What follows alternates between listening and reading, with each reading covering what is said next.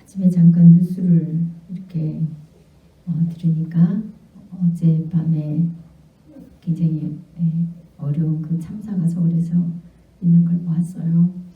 앞으로 얼마나 더 많이 생자가 나올 줄 모르지만 지금까지만 140 몇 명이 그 참사를 당했다고 합니다. 아마 그 젊은 아이들일 거예요.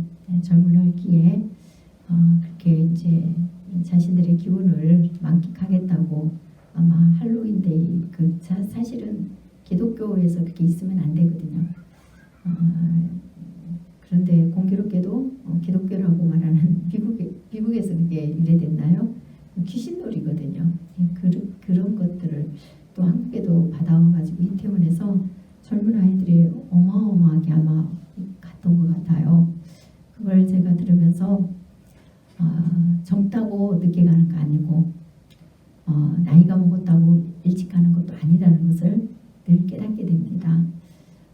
젊은 사람도 그런 것들을 볼 때마다 우리가 언제 주님이 불러도 아버지 나라에 갈 수 있도록 이 땅에서 하나님 나라를 내가 소유하고 살아야 되겠구나, 이런 결단을 하는 시간을 좀 가졌으면 좋겠어요.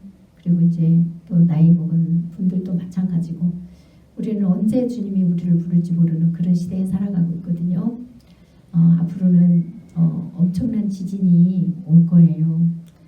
창세 이후로 없었던 그런 지진과 재앙들이 이 땅에 몰려올 것입니다. 코로나 이거는 아무것도 아니에요. 그래서 우리는 언제 우리 주님 앞에 부름을 받는다 할지라도 그분 앞에 설 수 있는 준비를 이 땅에서 하셔야 되는데, 그것이 무엇으로 가능합니까? 오직 믿음으로 가능한 거예요. 너무나도 쉬운 것 같지만 어려운 게 믿음입니다.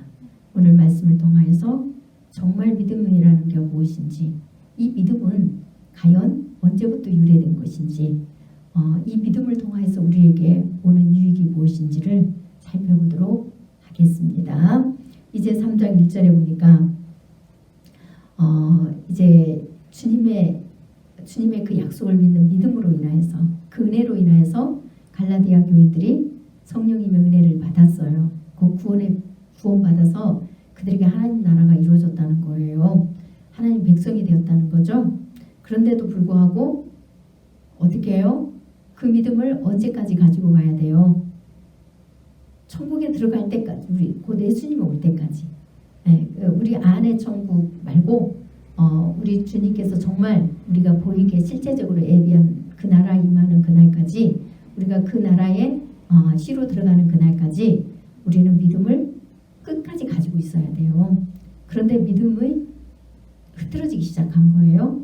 흐트러지고 그것을 유대교 그리스도인들이 다는 아니겠지만 몇몇 거짓 형제가 이방인 그리스도인들을 깨워가지고 유대계 그리스도의 그 종교적인 의식으로 다시 돌아가도록, 옛사람으로 돌아가도록 그렇게 가리키는 거예요. 거기에 많은 이방인 그리스도인들이 예수 그리스도를 믿음으로 하나님의 자녀가 되고 하나님의 영이신 그 성령님의 은혜를 입고 하늘나라를 이 땅에서 이루었단 말이에요. 그런데 다시 돌아가고 있는 거예요. 그것을 보고 너무너무 사도 바울이 안타까워서 어리석도다 갈라디아 사람들아, 이렇게 외치는 거예요. 어리석도다 갈라디아 사람들아. 여러분, 이 사도 바울이 외치는 그 서신 내용을 보면, 만약에 이렇게 오늘날도 외치는 사람이 있다면은 정말 순교 다 했을 것 같아요. 그렇죠? 그런데 잘 없죠. 저는 참 감사한 게 사도들이 서신을 남겨놓고 가서 감사해요. 왜 그러느냐? 제가 했다고 안 하고 사도들이 했다고 덮어씌워가지고 전해놓으면 저는 박해를 좀 덜 받잖아요. 그래서 참 감사하더라고요. 제가 어느 날 가정에서 예배를 드리는데 하나님께서 말할 수 없는 은혜를 부어주시면서 감사하게 하는데, 어떤 감사했냐면 사도들의 서신을 해석할 수 있는 지혜를 저에게 주셨대요. 그래서 그 사도들의 서신을 해석해서 바른 복음을 선포할 수 있는 이 은혜를 주셨다고, 그렇게 하나님께서 주님 당신이 주셔놓고 그렇게 저에게 그게 하나님의 사랑이라는 것을 막 들어 부어주시는 거예요. 그래서 제가 정말 눈물 콧물 흘리면서 정말 감사로 영광을 돌렸어요. 얼마나 감사합니까? 근데 사도들이 대신 제가 하기 전에 대신 어리석다, 뭐 저주받는다, 막 이렇게 헤쳐놓아서 저는 이제 제가 하는 게 아니고 사도들이 한 걸로 하니까 제가 훨씬 부담이 적은 거예요. 그래서 이 시간에 또 한 번 더더욱 감사를 드리게 됩니다. 이렇게 사도 바울이 어리석다고 갈라디아 교인들을 훈계를 하는 거예요. 그러면서 자신들은 분명히 예수 그리스도의 십자가에 못 박힌 사건을 밝히 정확하게 바르게 전달했다는 거예요. 그것을 너희 눈앞에 밝히 보이거늘 이렇게 표현해 놓은 거예요.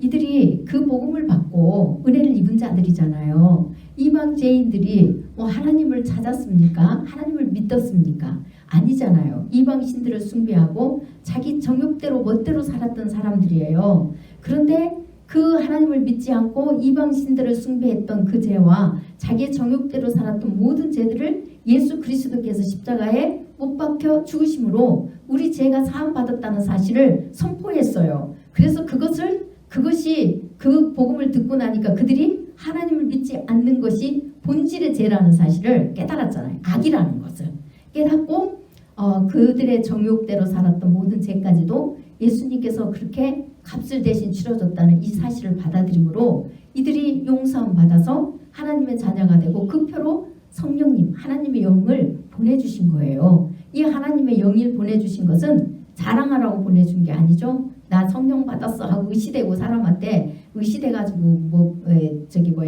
높임 받으라고 한 게 아니에요. 이 성령님을 우리한테 보내주신 것은 우리의 잘못된 사상들이 믿음 없는 거, 또 사랑 없는 거, 우리의 마음대로 사는 거, 우리의 생각, 우리 뜻을 다 내려놓고 이제 그것을 다 죽이고 십자가에 못 박고 온전히 하나님에 대한 믿음과 신뢰가 확실하고 그 하나님의 사랑을 깨닫는 은혜가 지혜가 충만하다고 보내주신 거예요. 그래서 성령님이 오셨다는 것은 우리는 하나님과 함께 동행하는 거고 하나님 나라가 이루어졌기 때문에 이제는 우리의 생각대로 사는 게 아니라 하나님 뜻대로 살아가는 거예요. 그게 성령님 우리에게 보내주신 목적이에요. 그것을 에스겔서 36장에서는 25절에서 28절까지의 내용을 해석해 놓았다고 했잖아요. 이미 예언해 놓은 거죠. 구약에서 에스겔 선지자를 통하여서 예수 그리스도가 이 땅에 오셔서 그 약속을 이루시고 나면은 그 예수님의 약속을 믿는 자들마다 보혜사 성령님 그 새 영을 우리 안에 보내주셔서 우리가 굳어가지고 도대체 인간의 힘으로는 하나님 사랑을 알 수가 없어요. 인간의 마음으로는 어떻게 하나님의 사랑을 압니까? 무엇을 보면 알 수 있어요? 여러분 부모 사랑 압니까? 부모 사랑을 절절히 느껴서 부모한테 효도하시는 분 없습니다. 제가 들어보지를 별로 못했어요. 하나님의 은혜가 들어왔을 때 부모 사랑을 알아요. 정말이에요. 저도 부모한테 효도할 만한 그런 그릇이 못 되는 존재예요. 그런데 하나님의 은혜를 입고 하나님의 사랑을 아니까 부모 사랑을 그때서 알겠더라고요.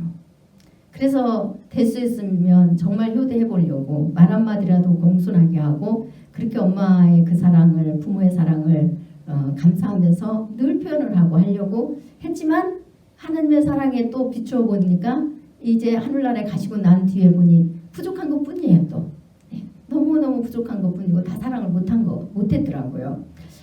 그만큼 부모 사랑은 자식이 아무리 해도요 따라갈 수 없어요. 부모 사랑을 따라갈 자는 한 사람도 없습니다. 여러분이 이미 우리 주님께서는 저에게 그런 말씀을 하셨어요. 생명을 주고 부모가 해주는 게 없어도 부모가 자식을 향한 그 마음은 따라갈 수 없다고. 자식은 부모를 위해서 생명을 내줄 수가 없지만요 부모는 자식을 위해서 생명을 내주는 게 부모예요.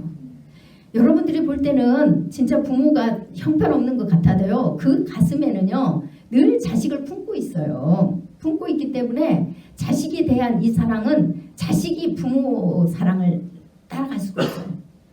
비슷하게 모방은 할 수 있겠지만 따라갈 수가 없습니다. 그게 부모 사랑이에요.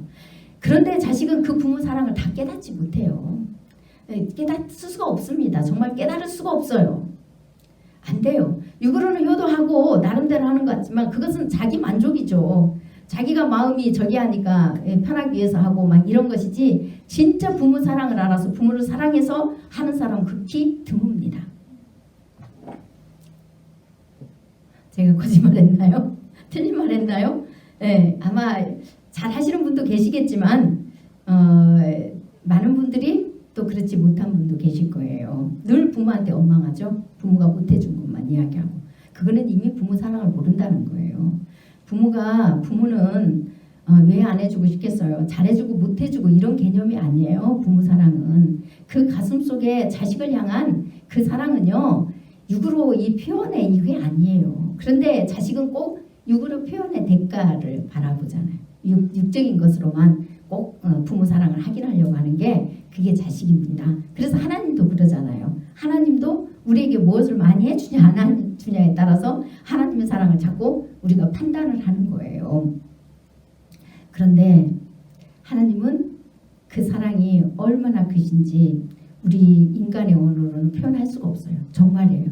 저도 하나님의 사랑을 표현한다고는 하지만 이게 표현이 안 돼요. 정말 눈꽃만큼 표현을 해요. 그래서 여러분들한테 다 전달이 안 되는 것 같아요. 제가 경험한 하나님 사랑은 이 세상 그 무엇으로도 표현할 수도 없고 어떠한 글로도 다 표현할 수 없는 사랑이에요. 그거를 제가 언어로 전달을 하는데 언어로 전달해봤자 얼마나 전달이 되겠습니까? 다 안 됩니다. 이거는 보여줄 수 없는 거잖아요. 그렇게 우리 주님의 사랑을 우리가 하나님이 영이 오셨을 때 비로소 경험할 수 있는 거예요. 그래서 하나님 나라를 이 땅에서도 누리고 우리 주님이 다시 오셨을 때도 그 사랑이 희박하지 않아서 우리 주님의 나팔 소리를 듣고 영원히 새하늘과 새 땅에서 살게 하시려고 우리 하나님께서는 오직 믿음이라는 가장 쉬운 방법을 우리에게 제시해 주신 거예요. 그런데 사람들이 그것을 모르고 자꾸 되돌아가는 게 너무 많잖아요.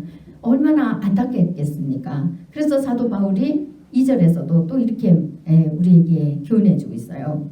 내가 너희에게 다만 이것을 알려 하노니 너희가 성령을 받은 것이 율법의 행위로냐 혹은 듣고 믿음으로냐 이래 돼 있습니다. 성령을 받은 것이 여러분 성령님 은혜를 경험해 보신 분은 다 아실 거 아니에요. 아직도 내가 성령을 받았는지 안 받았는지 모르는 건 성령 안 받으신 겁니다. 성령님은 확실하게 돼 있어요.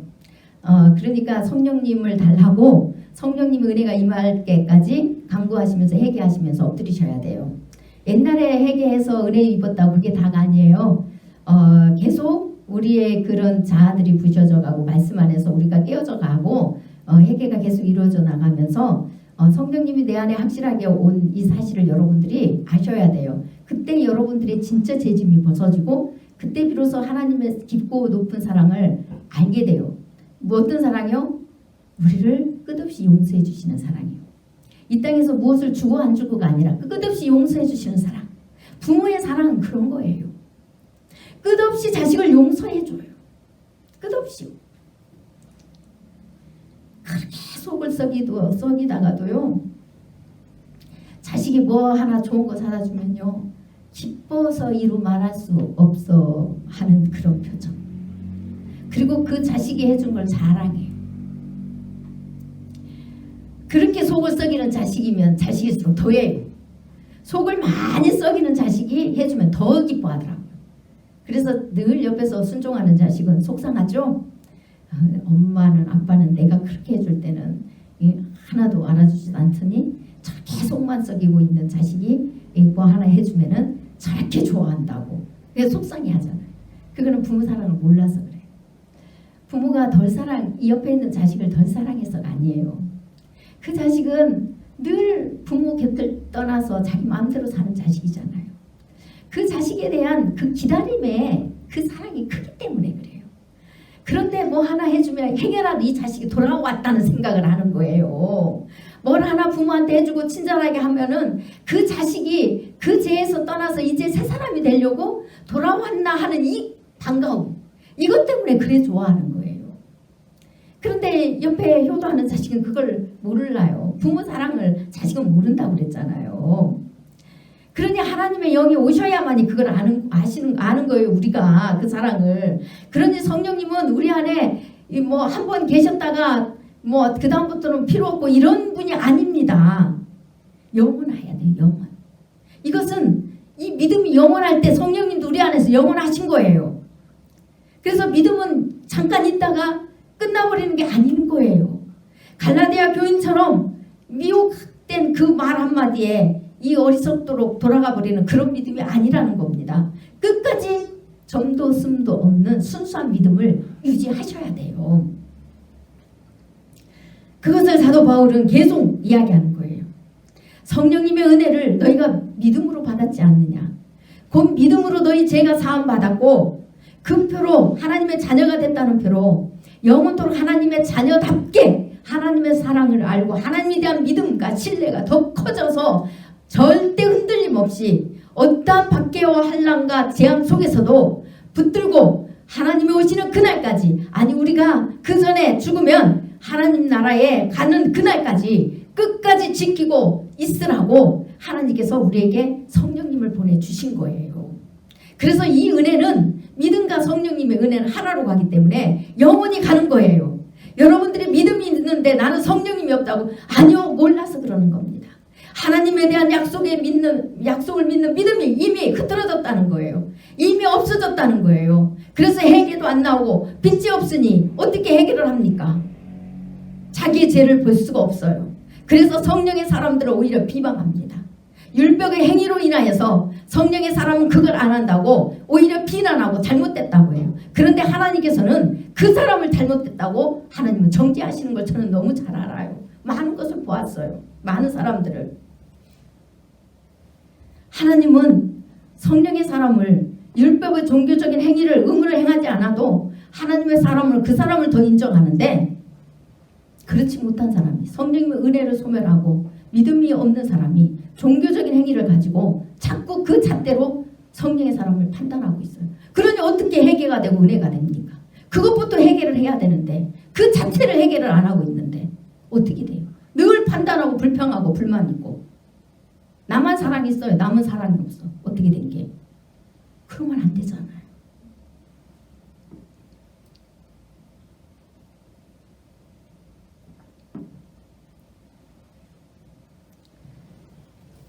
하나님은 그것을 사랑이라고 말하지 않는데 본인은 사랑을 했다고 그래요. 본인은 하나님 앞에 충성했다고 합니다. 하나님은 충성이라고 안 하는데 본인은 했다고 해요. 유대교 거짓 형제들이 그랬다는 거예요. 갈라디아 사람들도 어리석어서 그렇게 미혹이 됐다는 겁니다. 이것은 성령으로 시작하였다가 육체로 마치는 꼴이라는 거예요.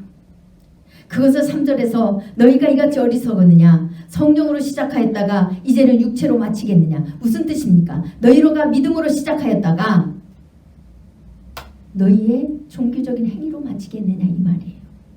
너희를 살려줄 수도 없는 것으로 마치겠느냐 이 뜻입니다. 이것은 오히려 4절에 보니까 너희가 이같이 많은 괴로움을 헛되이 받았느냐? 과연 헛되냐? 하나님의 은혜를 헛되이 받았냐는 거예요. 너희가 하나님의 은혜를 받을 때 얼마나 많은 가슴을 치는 통회함과 회개가 있었냐는 거예요. 그때 여러분 처음 회개할 때 얼마나 괴롭습니까? 떼굴떼굴 굴르잖아요. 여러분들 죄 때문에 가슴을 치고 통곡하고 얼마나 힘이 듭니까? 그 죄의 골이 깊으면 깊을수록 그러잖아요. 그게 너무너무 심해서 정말 떼굴떼굴 구르고 가슴이 찢어지는 이런 통회함을 또 있기도 합니다.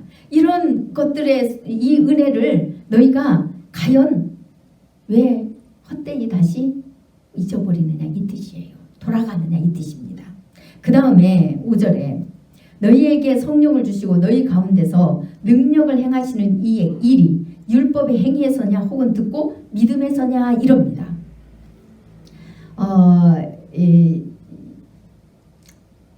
보세요. 하나님의 능력을 많은 사람들은 오해를 하고 있어요.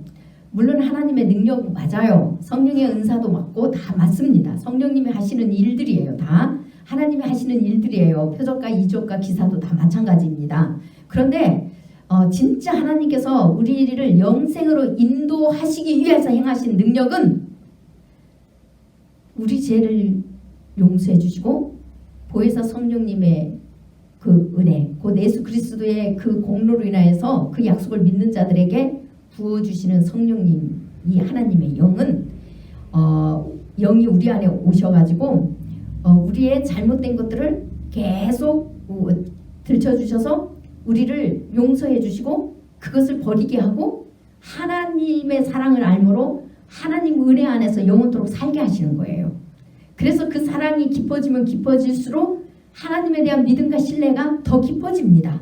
그리고 성령님이 더 충만해져요. 그래서 우리도 그 사랑 안에서 행하게 돼요. 하나님의 원하시는 하나님을 사랑을 하게 되고 하나님을 더 믿고 신뢰하는 대로 자라나가요. 그래서 이제는 우리가 어떤 율법, 종교적인 이런 법이 없어도 종교적인 의무를 행하는 어떤 법을 만들지 않아도 어디서든지 우리가 하나님 앞에 드려지고 하나님과 함께하는 예배자의 삶을 사는 거예요. 예배하게 되어 있어요. 어떤 틀이 안 만들어져 있어도 그것이 우리 가운데서 행하신 하나님의 능력이라는 거예요. 이것은 우리의 힘으로 되는 것도 아니고 우리의 능으로 되는 것도 아니에요. 오직 하나님의 신으로, 영으로만 가능하다는 거예요. 하나님의 영으로만 가능한 거예요. 이게 진짜 우리 안에서 행하시는 능력입니다. 표적입니다. 이적과 기사입니다.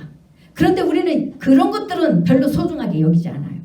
진짜 우리 안에서 역사하시는 하나님의 능력에 대해서는 별로 관심도 없는 사람도 있고 별로 소중하게 여기지 않아요. 다만 겉에서 어차피 우리가 이 땅에 있으면 그런 겉에서 드러나는 표적을 많이 경험한다 할지라도 어차피 없어지는 거예요. 끝나는 겁니다. 영원한 게 아니에요. 그런데도 우리는 여전히 그런 능력에 관심을 더 가지는 게 우리예요. 그게 더 대단한 게 우리입니다. 그러나 분명히 오늘 말씀에서는 우리 가운데서 역사하시는 능력, 행하시는 능력, 그것은 율법의 행위에서 주어지는 게 아니라 듣고 믿음에서 나는 거예요. 여러분, 율법이 왜 주어졌습니까? 율법은 순종하지 않았기 때문에 주어진 거예요. 이스라엘 백성들이 광야에서 만나 사건 때부터 시작해갖고 하나님이 시키는 대로 안 해요. 하나님을 도대체 믿지 않고 하나님의 약속을 안 믿으니까 늘 모세를 대적하고 늘 애굽으로 돌아가려고 하고 늘 자기 마음대로 사람 새로 세워서 모세 아닌 다른 사람, 자기들을 말 들어줄 사람을 세워서 가나안에 들어가려고 했던 사람들이에요. 그래서 법이 주어지기 시작한 거예요. 도대체 이 백성들이 안악해서 나를 믿지 않는구나. 내가 법을 만들어서 줘야 되겠다. 이 법을 볼 때마다 이 법을 지키지 않으면 너희는 죽어. 그러면 죽지 않으려면 어떻게 해야 되느냐? 나를 믿어라 이 말이에요. 하나님을 믿으라고. 그래서 법이 주어진 거예요. 여러분, 세상 법이 여러분한테 여러분이 죄 안 지면 상관이 없잖아요. 법 때문에 여러분 살아갑니까? 아니잖아요. 그렇게 안 하잖아요. 하나님 나라에도 그런 겁니다. 법이라는 것은 구원하기 위해서 준 법이 아니에요. 법을 통하여서 죽음밖에 없다는 사실을 깨달으라는 거예요. 너희가 얼마나 믿음이 없고 안악한 자인 것을 깨달아서 회개하고 하나님 앞에 돌아보라는 거예요. 하나님을 믿으라는 거예요. 하나님을 신뢰하라는 거예요. 하나님을 사랑하라는 거예요. 그래야만이 약속이 이루어질 때까지 좀 우리가 원하는 대로 안 보여도 기다리게 돼요. 맞잖아요. 기다려요. 여러분 자식들 중에도 그런 사람 있죠. 부모의 약속을 부모한테 뭘 요구해서 부모가 들어준다는 약속을 믿는 자식은요, 해줄게 할 때 해줄 때까지 기다려요. 그걸 안 믿는 자식은요, 늘 와서 하긴 해요. 엄마, 며칠 날 꼭 해줄 것이지? 해줘. 또 며칠 있다가 또 와요. 엄마, 며칠 날 해줄 것이지? 해줘. 그래도 또 와요. 나중에는 화가 나요. 안 해줘! 이래요. 나중에는 저도 자식 둘인데 어느 한 자식은 그러고 한 자식은 늘 기다리고 이러더라고요. 물론 부모는, 육신의 부모는 완벽하지 않기 때문에 그 자식이 그렇게 불신을 가질 때는 부모가 그 자식한테 약속을 어긴 적이 있단 말이에요. 그럴 때 이 자식이 불신을 해요. 그런데 진짜 부모를 신뢰하는 자식은 불신을 했음에도 불구하고 믿어주더라고요. 믿어주는 자식은 끝까지 한 번 딱 약속을 들으면 기다리더라고요. 그 자식한테는요, 더 해주고 싶어요. 구하지 않는데도 다 우리 부부가 일부러 그냥 사다 주고 필요 없는다고 하는데도 막 전화해갖고 너 필요치 않니? 너는 뭐 사달라고는 안 하니? 이렇게 막 해가지고 막 해주는 거예요. 근데 걔는 항상 좋은 거 해줘요. 그런데 늘 와서 보채는 자식은 늘 얻어터지고 늘 그러니까 요구하는 것도 왜 그렇게 많은지. 그래서 늘 싸구려 줘요. 늘 싸구려. 그렇게 되더라고. 제가 아이 둘을 보면서 참 영적으로 배우는 게 많았어요. 그래서 하나님 앞에도 믿음이라는 건 그거예요. 하나님이 안 주셨을 때는 오직 하셨을까? 뜻이 다 있으시겠지. 이 믿음이 있어야 되는 게 진짜 믿음이에요. 그런데 우리는 그게 잘 안 되잖아요. 그래서 하나님께서 성령님을 보내서 우리 인간으로는 할 수 없어요. 우리 인간으로는 하나님을 사랑할 수 없어요. 하나님을 찾을 수도 없어요. 이스라엘 백성들이 그랬어요. 그래서 하나님이 지금도 우리가 교회 건물이라는 것을 만들어 주시고 교회에 그래도 예배가 있는 것이고 그래서 있는 거예요. 제가 말씀드린 적이 있을 거예요. 저 교회가 아니래도 저 늘 전도하고 늘 하나님을 이렇게 찾고 늘 하나님 앞에 어디서든지 예배하고 늘 성령의 그 충만함이 항상 있는 사람이에요. 그렇지만 이 건물을 하나님께서 세우게 하신 거는 한 생명이라도 하나님의 복음을 듣고 회개하고 돌아오게 하시려고요. 그리고 연약한 자, 아직 믿음이 약해서 이 규례가 없으면 도대체 하나님 앞에 오지 않고 말씀을 안 봐. 예배도 안 드려. 기도도 안 해. 한다는 게 꼭 자기 어려울 때만 찾아. 그러니까 자기 필요한 것만 육적이 썩어질 것만 구하고 앉아있어. 그런 사람들을 위해서 이게 주어진 거예요. 이 건물이 주어지고 주일이 주어지고 예배 시간이 주어지고 새벽도 있고 다 그래서 있는 거예요. 그것을 이제 성숙한 사람은 그것을 통하여서 연약한 자들을 세우기 위해서 함께 연합하는 것이고 또 연약한 자는 그 성숙한 사람들이 헌신하고 봉사하는 걸 통하여서 말씀을 듣고 믿음을 얻기 위해서 더 참석하는 것이고 이게 없어 봐요. 여러분 안 나올 사람 많습니다. 하나님 안 찾고 어려울 때만 찾아서 해결만 하고 그것으로 끝나서 영생하고는 관심이 없는 사람들 수두룩합니다. 그래서 지금도 있는 거잖아요. 그러나 이제 성숙해지면 그것과 상관없어야 되잖아요. 누굴 위해서 다닙니까? 그러면 안 되잖아요. 그거 누구 위해서가 아니라 주님을 사랑하니까. 주님을 사랑하니까 사랑의 행위를 하는 거예요. 한 생명이라도 나처럼 지옥불 던져지지 않고 영생에 들어가도록 그리고 이 땅에서도 그 힘든 여생 속에서 고통 가운데 거하지 않고 하나님이 계시기 때문에 그래도 희망과 소망이 있도록 하나님 나라가 이 땅에 이루어져서 그래도 이 땅에서 정말 살기 힘든 세상 속이지만 하나님이 계시기 때문에 그래도 희망이 있고 또 하나님이 계시기 때문에 재앙과 죽음을 두려워하지 않고 이런 은혜를 같이 나누기 위하여서 그렇게 함께 모여서 함께 가는 거예요. 그래서 있는 거잖아요. 그런데 여러분들이 모든 사람들이 다 하나님을 철저히 잘 믿고 이 사수동 동네가 다 하나님을 믿어가지고 다 믿음의 형제 자매들이에요.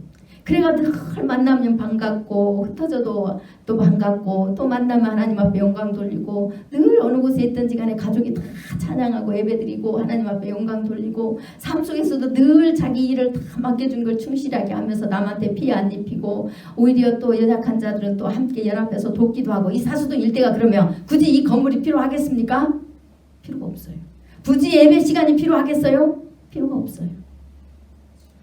굳이 제가 뭐 입이 마르도록 이게 증가할 필요가 있겠습니까? 필요가 없어요. 왜요? 다 하나님의 은혜 안에서 성령 충만함을 받고 성령의 지시를 따라서 다 하나님에 대한 믿음과 사랑을 알고 그리고 하나님의 말씀대로 행하고 가는데 필요가 없잖아요. 아브라함에게는 그래서 법이 없었어요. 없었잖아요. 법이 없었어요. 아브라함에게 언제 하나님께서 법 만들어준 적 있어요? 없었어요. 아브라함에게 그냥 네 본토 친척 아비집을 떠나서 내가 지시한 땅으로 가라 하고 하나님이 아브라함을 불렀어요. 부르셔가지고 아브라함에게 하늘의 별과 바다의 모래를 보여주시면서 네 후손이 하늘의 별과 같이 바다의 모래와 같이 많게 하실 거다 하고 하니까 보이지도 않는 거 언제 일어날지도 몰라요. 아브라함은 씨도 없었어요. 자식도 없었는데 하나님께서 그렇게 해주신대요. 그러니까 아브라함이 그것을 그냥 믿어요. 믿으니까 하나님이 그것을 보고 의롭다고 여겨주셨잖아요. 믿음의 조상 삼았어요. 보이지 않는 것을 보는 것처럼 믿었다는 거예요. 그게 태초는 아니죠. 그것이 아브라함에게 선포된 복음이라는 거예요. 그 내용이 8절에서 이렇게 나와요. 또 하나님이 이방을 믿음으로 말미암아 의로 정하실 것을 성경이 미리 알고 먼저 아브라함에게 복음을 전하되 이래 돼 있어요. 창세기 12장 2절에서 3절에 나오는 내용이에요. 모든 이방인이 여기 이래 돼 있지만 창세기에서는 모든 족속이 너로 말미암아 복을 받으려 하였느니라 이렇게 돼 있습니다. 이것을 복음이라고 성경에서 오늘 분명히 사도 바울이 제시해 주고 있어요. 복음은 창세 때도 이미 있었어요. 아담과 하와에게 복음이 선포됐잖아요. 하나님께서 이것을 이렇게 딱 정해주면서 믿으라고 했던 거예요. 믿으라고. 너희가 이것을 먹으면 죽어. 저런 것들을 다 먹으면 살아. 그래서 딱 정해주면서 하나님이 나를 믿으라 이랬던 거예요. 먹으면 죽는 것을 믿고 먹지 않으면 이제 먹어도 사는 것을 믿고 믿음이에요. 창세 때도 이미 하나님에 대한 믿음입니다. 복음이 이미 선포가 되었어요. 아브라함에게도 복음이 선포가 되었대요. 아브라함에게 성경이 미리 알고 먼저 아브라함에게 복음을 전하되 하나님께서 아브라함을 통해서 이방 죄인들도 율법의 행위가 아니고 아브라함의 후손이기 때문에 혈통이 아니고 오직 예수 그리스도를 믿음으로 의롭게 되어서 하나님의 자녀가 된다는 사실을 이미 아브라함을 통해서 선포해 주셨다는 겁니다. 그 믿음은 지금까지 변함이 없다는 거예요. 여러분 아브라함이요. 어떤 사람이 이렇게 이야기하죠. 믿음으로만 아니라 행위로 아브라함이 의롭게 됐다고 야고보서 말씀을 인용을 합니다. 그러면서 믿음 따로 행위 따로 그렇게 이야기해요. 아닙니다. 믿음은 행위가 자동으로 나오게 되어 있어요. 여러분 히브리서에서 아브라함의 믿음을 강조하면서 뭐라고 합니까? 아브라함이 하나님의 약속을 믿어요. 그게 히브리서 11장 17절에서 19절에 나오는 내용이거든요. 믿음으로 이삭을 바칩니다. 하나님께서 바치라고 할 때. 그런데 아브라함이 이렇게 바칠 수 있었던 것은 17절에서 하나님께서 내 자손이라 칭할 자는 이삭으로 말미암이라고 이미 약속을 하셨어요. 선포를 하셨어요.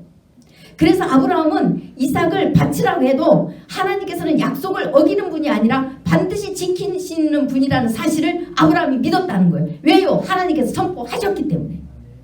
성경 말씀을 여러분들이 그렇게 믿으셔야 돼요. 성경 말씀을 여러분들이 소유히 알고 보지도 않는다는 것은 하나님을 안 믿는다는 증거입니다. 여러분 안에 성령님이 안 계시다는 증거예요. 진짜 믿고 여러분의 죄가 사함받고 성령님이 계신다면 반드시 그 성령님께서 말씀으로 인도하게 되어 있습니다. 왜요? 말씀이 생명이고 그 예수 그리스도시니까요. 말씀이 육신이 돼서 오셔서 사건을 이루시고 가셨지만 영으로 다시 그 말씀의 약속의 말씀으로 우리를 인도해 주시기 때문에 성령님이 계시면 말씀을 보게 되어 있다는 거예요. 믿는 자는 성령님이 충만하게 되어 있고 믿음이 깊을수록 충만해져요. 그리고 말씀을 보게 되어 있고 성령님께서는 그 말씀을 열어주시게 되어 있다는 겁니다.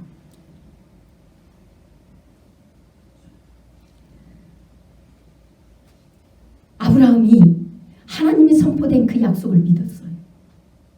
이삭을 통하여서만 약속을 이루신다고 했었는데 이삭을 바치라고 한다면 전능하신 하나님이기 때문에 능치 못할 일 없으신 하나님이시기 때문에 왜 그거를 믿었습니까? 아브라함이 불가능한 상태에서 이삭을 잉태했잖아요. 과학적으로는 태의 문이 다 닫혔어요. 사라도 그렇고 아브라함도 그렇고 100세 99세하고 100세가 애를 낳았다니까요, 여러분.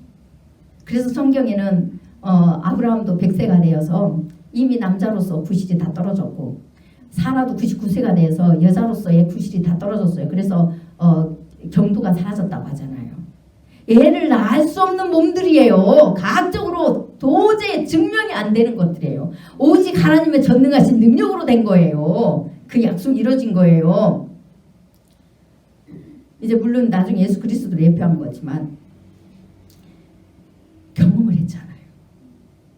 그 전까지는 아브라함 믿음이 미약한 상태였어요. 따라 나와서 갔지만 계속 미약해서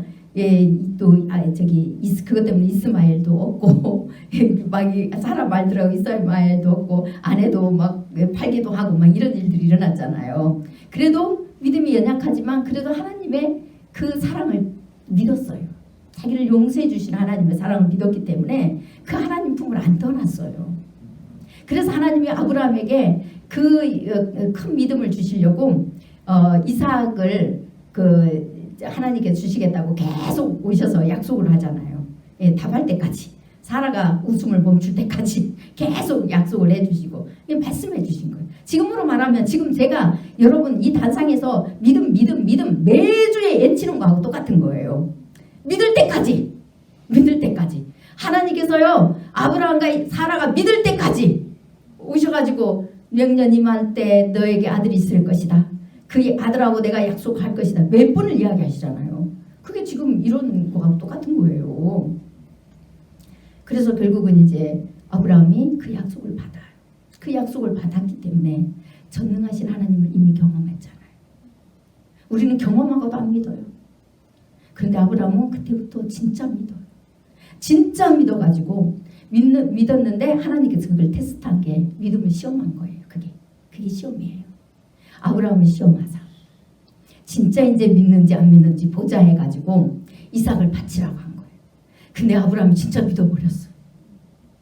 약속을 진짜 믿어가지고 하나님께서는 약속을 이루시는 분이시기 때문에 전능하신 하나님이시기 때문에 내가 이삭을 내 아들을 죽여서 바쳐도 하나님께서는 그 이삭을 살려서 약속을 이루시는 분이라는 사실을 믿었기 때문에 행함이 나왔다는 거예요. 여러분 행함이라는 것은 믿음 진짜 믿을 때 나오는 겁니다. 그런데 우리는 그 믿는다고 하면서 어떻게 해요? 계산하죠. 11조도 계산, 헌금도 계산, 늘 계산해가고 더 주는 것 같으면 아깝고 계산하고 왠지 내가 쓰고 부족한 것 같으면 왠지 아깝고 안 내고 싶고 왠지 막 이것도 부족하고 저것도 무섭고 늘 미래가 무섭고 이러다가 내가 걸뱅이 되는 것도 무서워서 또 웅크러지고 내 인색함만가 계산한가 과연 이렇게 해가지고 내가 얼마나 저기 할까 또 시간 들이는 것도 그렇고 모든 것이 이 땅에 하나님 앞에 드려지는 모든 것들을 우리는 다 계산합니다. 심지어 세상 제약 끊는 것도 계산하고 끊어요. 내 친구들이 다 떠나면 어떡하나? 왕따 다니면 어떡하나? 도태당하면 어떡하나? 그래서 세상 정보를 많이 알아서 사람들한테 아는 체 해야 돼. 주님 말씀을 그렇게 좀 알려고 엎드려서 기도하고 말씀을 그렇게 삼고하면 하나님이 높여주실 텐데 내가 가서 높임 당하려고 하니까 나중에 어떻게 해요? 예, 그 사람들한테 발비비기밖에 안 하잖아요. 우리는 그렇게 계산을 하고 살아요. 무엇 하나 버리지 못하는 게 우리입니다. 우리 하나님께서는 조건 없이 우리를 믿어주시고 늘 배신하는데도 믿어줘요. 그렇게 사랑을 베풀어 주셨어요. 생명까지 모든 거 하나 남기지 않고 물과 피를 다 쏟아내셨습니다. 씨루라기 하나 걸치지 않고 다 주시고 가셨어요. 그리고 부활하셔서 우리가 영원히 다시 살고 부활한다는 이 사실도 우리에게 확신시켜 주셨어요. 그 공로로 우리가 영원히 하나님의 자녀로서 믿음이 흐트러지지 않고 신뢰하고 그 사랑 안에서 살도록 하나님께서 지극히 낮고 천한 우리 인간한테 오셨어요. 우리 인간이 얼마나 추한자인데요. 얼마나 계산적이고 얼마나 안악하고 얼마나 강교한 자인 줄 아세요? 그런데도 오셨어요. 조건 없이. 그런데 우리는 조건 없이 못합니다. 예배도 조건 없이 못하요. 뭐든지 조건 없이 못하는 게 우리입니다. 무엇 하나 하나님 앞에 조건이 없이는 못해요. 늘 계산하는 게 우리예요. 아브라함은 그것을 뛰어넘어 버렸어요. 그래서 아브라함이 믿음의 조상이 그때부터 된 겁니다. 하나님께서 아브라함에게 말씀하시잖아요. 네가 이제야 참으로 나를 경외하는 줄 알았다. 이제야 네가 진짜 나를 경외하는 줄 알았다. 진짜 경외는 그겁니다. 하나님에 대한 절대적인 믿음과 신뢰가 경외예요. 그럴 때 성령의 충만함이 우리 안에서 떠나지 않아요. 그럴 때 우리 안에서 늘 우리를 용서해주고 계시는 그 예수 그리스도의 그 십자가의 그 보혈의 피가 우리 안에서 늘 살아서 역사하는 것을 우리가 경험하게 돼요. 그래서 우리에게 겉으로 드러나는 행위적인 어떤 형식이 필요가 없는 겁니다. 오늘날도 많은 사람들이 형식을 갖춰놓고 구약의 율법을 행하던 사람처럼 여전히 그렇게 신앙생활을 하려고 그래요. 복음을 받고도 옛사람을 못 벗어버리고 있으니 어떤 하나님의 능력이 나타날 수 있겠습니까? 어떻게 진리의 복음을 정확하게 전할 수 있겠어요? 여전히 형식과 의식을 많이 만들어 놓고 그 절기 때만 그 형식 때만 와서 숭배를 해요. 그때만 눈물을 흘립니다. 회개합니다. 마음의 할례를 받지 않았는데 겉에만 받고 앉아 있어요. 이스라엘 백성들을처럼 표피만 배워냈단 말이에요. 우리 안에 주님의 약속이 들어오면 우리 안에 그 모든 것들이 이루어졌기 때문에 더 이상 의무가 필요가 없는 거예요. 사실은 예배는 말씀을 통하여서, 기도는 그 기도를 통해서 하나님을 만나기 위해서 필요하지만 어떤 형식도 필요가 없습니다. 믿으면 되니까요. 그런 형식이 우리를 믿게 해주는 게 아니에요. 그런 형식이 우리를 의롭게 해주는 게 아니에요. 그런 형식이 우리에게 우리의 죄를 씻어주는 게 아닙니다. 그런데도 여전히 형식을 행하고 의롭대요. 그리고 성령의 사람을 박해하는 게 요즘 시대에 똑같습니다. 바리새인 같은 신앙을 가지고 여전히 성령의 사람을 박해합니다. 요즘도 그래요. 우리 안에 성령의 인침이 있고 하나님에 대한 믿음이 더 굳건해지고 그분의 그 사랑을 더 굳건하게 경험함으로, 더 크게 경험함으로 성령의 충만함이 날마다 우리 안에 더 넘쳐야 돼요. 그래서 하나님의 말씀에 순종하는 길로 하나님께서 우리를 인도해 주시는 그 한없는 사랑, 그 은혜가 우리를 하나님이 원하시는 대로 가게 하는 거예요. 그래서 우리는 그 사랑을 증거하는 증인이 될 수 있는 것이고, 그 사랑을 우리가 행함으로 인하여서 우리가 그 한 생명이라도 하나님 뜻이 이루어지는 그 한 생명이라도 더 하나님 나라를 경험할 수 있게 하는데 동참하기 위해서 우리가 교회 와서 예배도 드리고 함께 모여서 이렇게 은혜를 나누는 겁니다. 그런 자리까지 우리가 자라나가야 되잖아요.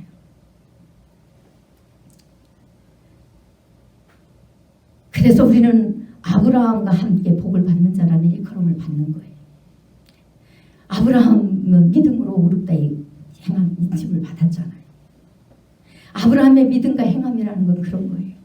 행함과 믿음을 따로 분리하는 건 잘못된 겁니다.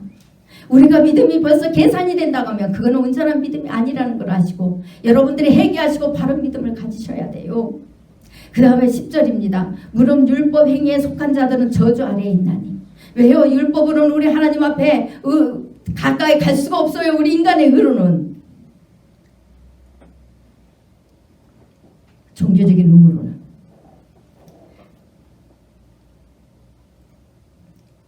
그런데 이 사람들은 만약에 율법의 그 행위로 인해서 의롭게 되어서 하나님 앞에 온전한 구원을 이룬다고 생각한다면, 하나님의 그 영원한 생명의 복을 받는다고 생각한다면, 하나님과 동행한다고 생각한다면 항상 율법책, 구역책에 기록된 율법을 철저하게 항상 행해야만 돼요. 우리는 이방 죄인으로서 유대인답게 산 적도 없잖아요. 지난주에 말씀했잖아요. 사도 바울이 베드로에게 너는 유대인으로서 이방 죄인들과 함께 살면서 유대인답게 살지도 않으면서 왜 이방인들을 억지로 유대인답게 살려고 하게 하느냐고 예식한다고 책망하잖아요. 언제 우리가 유대교에서 살았다고? 여러분 유대인이세요? 여러분 여기 대한민국은 유대인 없습니다. 유대교도 없고. 여러분들이 율법으로 돌아가서 여러분 유대교에 들어가서 복음 전할 일도 없어요. 새벽에는 말씀드렸지만 예루살렘 성전 들어가서요 복음 못 전합니다. 여러분들이 이방인이기 때문에 아무리 할례를 받고 아무리 종교적인 의무를 철저히 하고 여러분들이 율법으로 철저히 행했다 할지라도 이방 죄인은 예루살렘 성전에 들어갈 수가 없게 되어 있어요. 그래서 복음 전하러 못 가요.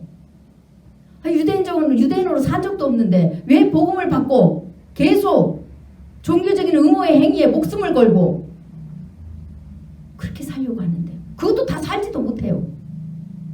여러분 교회에 지금 새벽기도 있고 수요 예배 있고 금요 예배 있고 여러분 주일 예배 있고 다 있는데 한 번도 빠지지 않고 철저히 지키시는 분 계시는 분도 있지만 한 번도 빠지지 않고 지키시는 분 없어요. 저도 휴가 있을 때는 또 떠나기도 하잖아요. 하나도 안 하면서 뭐 하나 하면은 그것 갖고 내세우고 그거 안 하는 사람도 얼마나 정지하는지 몰라요. 관계가 안 되는데 어떻게 은혜가 들어옵니까? 이러면 안 되잖아요.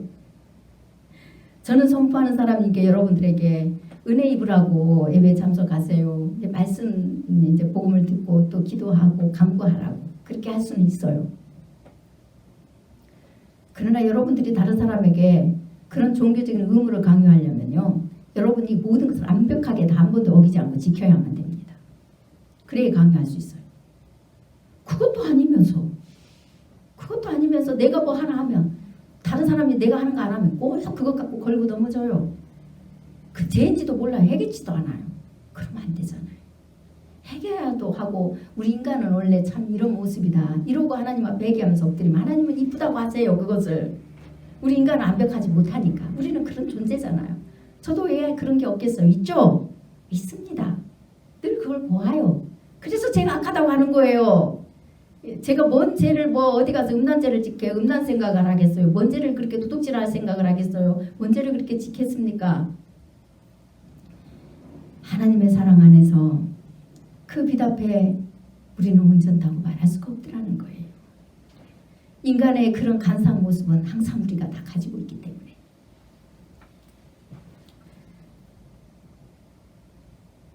율법의 행위로 의롭다함을 받으려고 지금도 나아간다면 여러분들은 항상 그것을 완벽하게 행해야만 되지. 그렇지 않으면 항상 죽을 수밖에 없는 죄인으로 저주 아래 있어요. 그래서 이 땅에서 천국을 누리지 못해요. 하나님 은혜를 경험하지 못해요. 늘 무섭고 두려워서 복음도 못 전해요. 말씀도 전할 수도 없어요. 무서워가지고. 그런데 쟤는 더 짓고 앉아있더라고 또. 그래서 본인은 혼자 의롭대요. 이거 빛이 없어서 그러는 현상이 일어나는 거잖아요. 그래서 12절에 이 율법은 믿음에서 난 것이 아니기 때문에 율법을 행하는 자는 반드시 그것을 지켜야만 산다는 거예요. 반드시. 지킬 수 없는 거예요. 모든 것을 수백 가지가 되는 것들을 다 철저히 행해야 돼요. 그래야 산다는 거예요. 그래서 그 가운데서 살리라 12절에 이렇게 돼 있는 거예요. 그렇게 안 살면 저주만 있어요. 복음으로 온전하지 못한 자는 이 땅에서도 그렇게 살고 있어요. 근데 본인들이 온전한 줄 알아요. 착각하고 있는 겁니다. 11절에 그러나 11절에 또 하나님 앞에서 아무도 율법으로 말미암아 의롭게 되지 못할 것이 분명하니 이는 의인은 믿음으로 살리라 하였음이라 이래 되어 있습니다.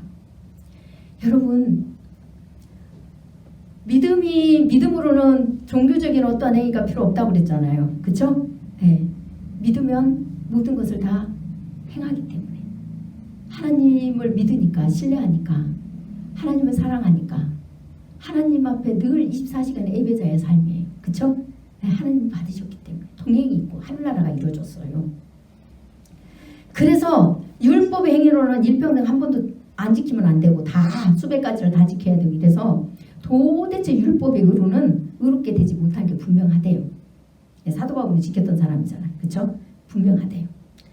그러나 의인은 하나님의 은혜로 예수 그리스도를 믿음으로 의인이 된 의인은 믿음으로 말미암아 살리라. 이게 구약 하박국 2장 4절에 기록된 내용이에요. 구약에서 이미 그게 선포되어 있어요. 선지자들을 통하여서. 어리석어서 못 봐서 그렇죠. 오늘날도 의인은 오직 믿음으로 살리라는 것은요. 믿기 때문에 어떤 율법의 행위를 지킨다는 뜻이 아닙니다.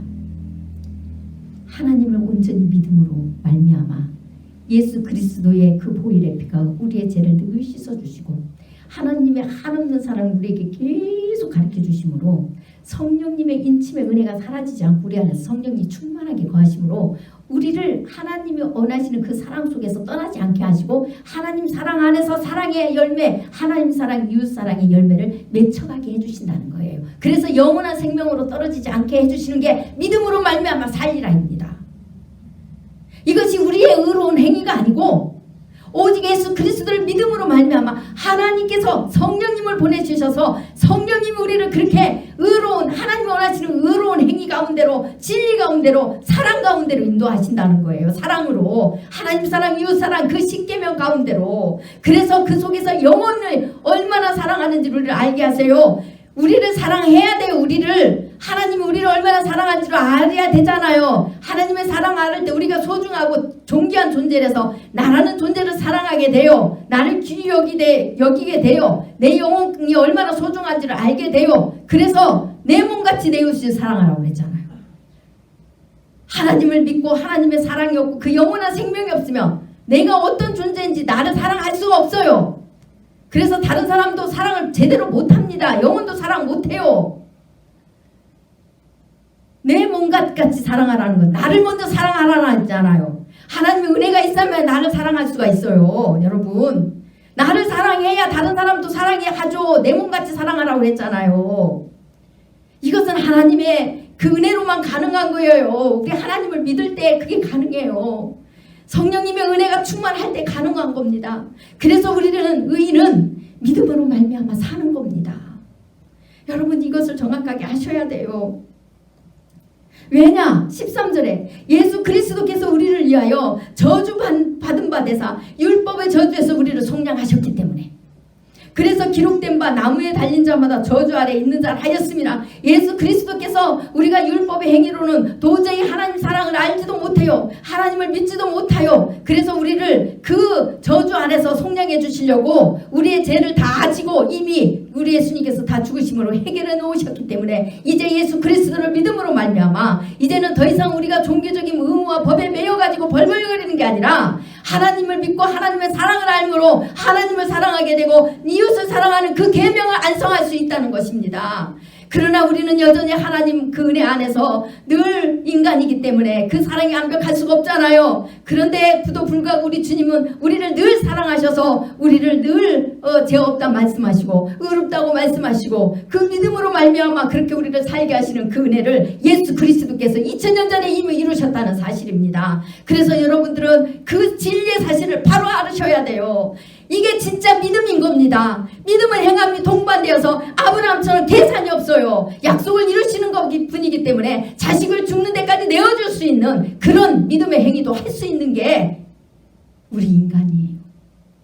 주님의 은혜 때문에요. 계산이 아니라, 따지는 것이 아니라,